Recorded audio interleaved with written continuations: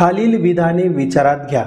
दोन विधानं दिलीत आणि दोन या विधानांमधून याच्या एक्सप्लेनेशनमधून तुम्हाला अगदी कॉम्प्लिकेटेड वाटणारा एक विषय आहे, तो अगदी व्यवस्थितपणे समजणार आहे। तुमच्या मनात कधी ना कधी वाचताना प्रश्न निर्माण होत असेल की न्यायालयीन कोठडी म्हणजे काय असते, कारण बऱ्याचशा काही वेळेस असं एक न्यायालयाकडून आदेश दिला जातो की या आरोपीची न्यायालयीन कोठडी वाढवा किंवा त्याला पोलीस कोठडीमध्ये द्या, अशा प्रकारचे टर्म्स यूज केल्या जातात। तर आपल्याला जर आत्ता तो विषय समजला तर भविष्यात तुम्ही जिथं कुठं वाचाल तर त्यावेळेस तुम्हाला लगेच क्लिअर होईल की बाबा न्यायालयीन कोठडी म्हणजे काय असते, पोलीस कोठडीमध्ये काय असते आणि याच्यामधला फरक काय आहे। ठीक आहे, प्रश्न असा आहे, दोन विधानं दिलीत। पहिलं विधान आहे, न्यायालयीन कोठडी म्हणजे आरोपी संबंधित दंडाधिकाऱ्याच्या ताब्यात असून अशा आरोपीला तुरुंगात न ठेवता पोलीस ठाण्यात बंदिस्त केले जाते। ठीक आहे, विधान समजलंय का? मी थोडेसे याच्यातले बारकावे अगदी डिटेलमध्ये सांगतो, थोडंसं लक्ष देऊन बघा।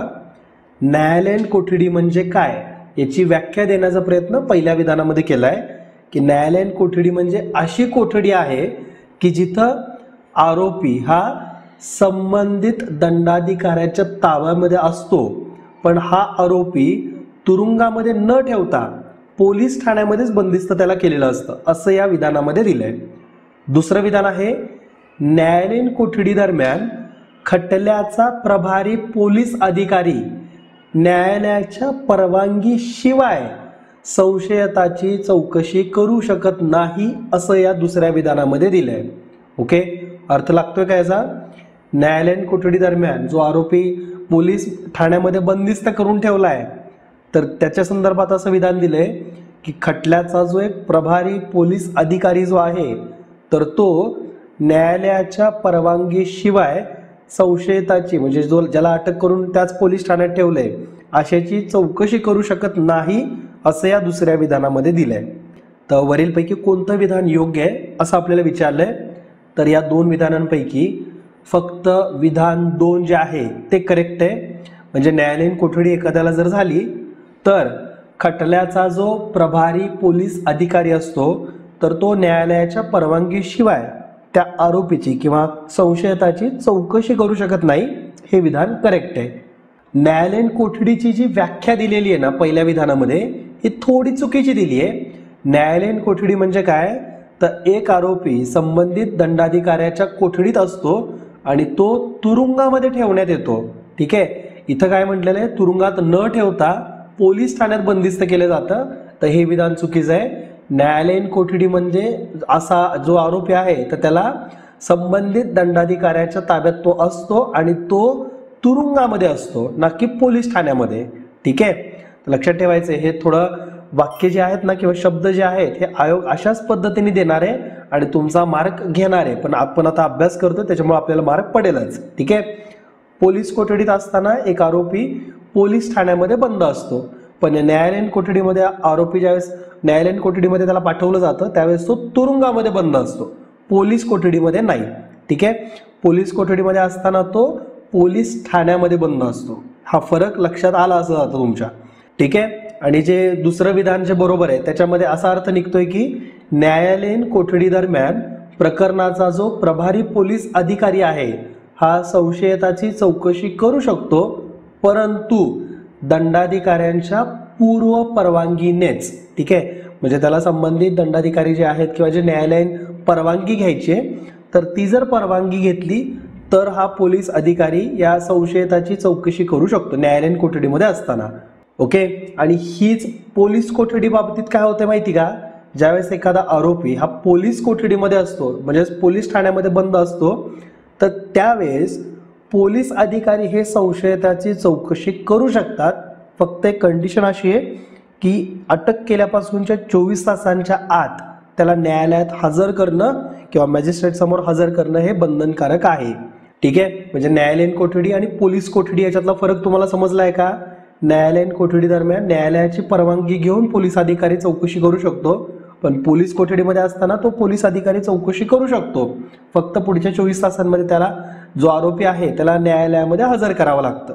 ठीक आहे, आता हे आपण का बघतोय, अटकेच्या गोष्टी इथं का चालू आहेत, तर रिसेंटली सर्वोच्च न्यायालयाने जामिनाविषयीच्या काही तरतुदींवरती पुनर्विचार करा आणि त्या संदर्भात तुम्ही UK मधील कायदा हा एकदा व्यवस्थित अभ्यासा, असा विचार करायला केंद्र सरकारला सर्वोच्च न्यायालयाने सांगितलेलं आहे.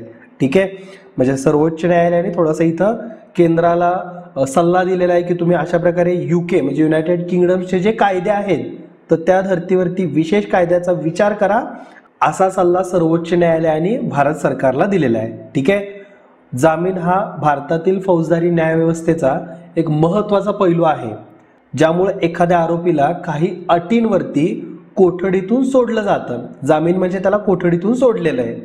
कौटिल्यांचं जे अर्थशास्त्र हे जे पुस्तक आहे ना, तर त्यांच्या या पुस्तकामध्ये सुद्धा त्या काळात जामीन दिलं जायचं अशा प्रकारचा उल्लेख करण्यात आलेला आहे.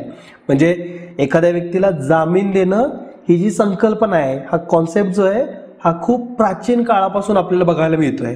ठीक आहे, हे लक्षात ठेवायचं बरं का, हे वाक्य लक्षातच असलं पाहिजे. खालीलपैकी कुणाच्या ग्रंथामध्ये जामिनाविषयीचा उल्लेख करण्यात आलाय असं जर विधान दिलं, एक ऑप्शन देतील कालिदास, एक ऑप्शन देतील असं कौटिल्य, तर कौटिल्य हे लक्षातच असलं पाहिजे. ठीक आहे, जामिनाचे ना वेगवेगळे प्रकार असतात. मी अगदी थोडक्यात सांगतोय.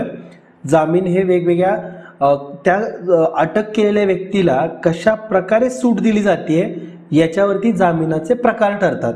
जसं की एक रेग्युलर प्रकारचं एक नियमित जामीन प्रकार आहे, ज्याच्यामध्ये पोलिसांनी अटक केल्यानंतर पोलीस कोठडीत ठेवलेल्या व्यक्तीला ते दिलं जातं. म्हणजे अटक झाल्यानंतर मिळणारे जे जामीन आहे हे रेग्युलर फॉर्म मधले जामीन, नियमित स्वरूपाचं जामीन याला म्हटलं जातं. ठीक आहे, जे CRPCच्या कलम 437 आणि 439 दरम्यान व्यक्ती हा जामिनासाठी अर्ज करू शकतो अशा प्रकारची तरतूद करत आहे. ठीक आहे, त्यानंतर अंतरिम जामीन नावाचा एक प्रकार असतो. आता इंटरिम जामीन म्हणजे हे प्रकार काय आहे तर एक जे रेग्युलर स्वरूपाचं जे जामीन आहे, नियमित जामीन, आणि अटकपूर्व जामीन, म्हणजे अटकपूर्व सुद्धा जामीन घेता येतं बरं का, ते मी पुढच्या प्रकारात सांगणार आहे. तर ह्या दोन प्रकारांच्या एक मधला थोडासा जो प्रकार आहे तो म्हणजे अंतरिम जामीन. याच्यामध्ये काय होतं की एखाद्या खटल्यावरती सुनावणी होण्यापूर्वी अगदी अल्प कालावधीत हे अशा प्रकारचं जामीन दिलं जातं. ठीक आहे, अगदी सुनावणीच्या पूर्वी अल्प कालावधीसाठी देण्यात येणारं जे जामीन आहे ते असतं अंतरिम जामीन. ठीक आहे, अटकपूर्व जामीन काय असतं तर एखाद्या व्यक्तीला अटक होण्यापूर्वीच जामिनावरती सोडण्याचा जर निर्देश दिला तर ते आहे अटकपूर्व जामीन. ठीक आहे, तुम्हाला माहिती असेल की केजरीवालांनी अटकपूर्व जामीन याच्यासाठी सुद्धा अप्लाय केलं होतं. त्यासाठी CRPCच्याच कलम 438 मध्ये तरतूद करण्यात आलेली आहे. ठीक आहे, आता काही इंटरेस्टिंग गोष्टी सांगू का तुम्हाला की भारतातील सध्याचं जे जामीन संदर्भातचे जे कायदे आहेत हे फौजदारी प्रक्रिया संहिता 1973 म्हणजे CRPCच्या अंतर्गत आहेत. पण याच्यामध्ये जामीन हा शब्द कुठेही व्याख्येनुसार वापरलेला नाहीये. म्हणजे जामीन हा शब्द कुठेही व्याख्या करून दिलेला नाहीये. पण या CRPCच्या 1973च्या कलम 2A च्या अंतर्गत जामीन पात्र गुन्हा आणि अजामीन पात्र गुन्हा यांची व्याख्या करून दिलेली आहे. ठीक आहे, आपण म्हणतो ना की जर एखादा देशद्रोहाचा खटला ज्याच्यावरती लागू आहे तर तो अगदी अजामीन पात्र गुन्ह्यामध्ये येतो, त्याला जामीन मिळू शकत नाही. ठीक आहे, म्हणजे जोपर्यंत केस चालणार तोपर्यंत तो कोठडीमध्येच असणार आहे. ठीक आहे, आणि काही गुन्हे हे जामीन पात्र गुन्ह्यामध्ये येतात, त्यांची व्याख्या मात्र दिली आहे, पण जामीन या शब्दाची व्याख्या कुठंच दिलेली नाहीये. ठीक आहे, हे पण लक्षात ठेवायचं आहे. CRPCच्या कलम 436 पासून 450 दरम्यान जामिनाशी संबंधित वेगवेगळ्या तरतुदींचा समावेश केलेला आहे. ठीक आहे, आता हा विषय जामिनासंदर्भातचा कुठून चर्चा झालता माहिती का? सर्वोच्च न्यायालयाने बऱ्याचशा काही गोष्टी मेन्शन केल्या. सरकारला सांगितलंय की तुम्ही UKचे कायदे बघा, त्याच्यानुसार इथं नियमावली किंवा इथे एक नवीन कायदा बनवण्यासाठी विचार करा. त्याच दरम्यान सर्वोच्च न्यायालयाने हे पण सांगितलं की जामीन कायद्यामुळं तुरुंगामध्ये गर्दी वाढत चालली आहे, घाईघाईने पोलिस अटक करतायत आणि याच्यामुळे मग त्यांना मग जामीन देऊन पण सोडलं जाते किंवा काही जणांना जामीन मिळत नाही, तर याच्यामुळे तुरुंगात गर्दी वाढली आहे असं सर्वोच्च न्यायालयाने नमूद केलेलं आहे. ठीक आहे, बरेचशा केसेसमध्ये असं पण होतं की जामीन तर मिळणारच आहे म्हणून सुद्धा गुन्हे करतात आणि गुन्हेगार तुरुंगामध्ये पण जात आहेत, तर असे इव्हेंट सुद्धा होत आहेत. ठीक आहे,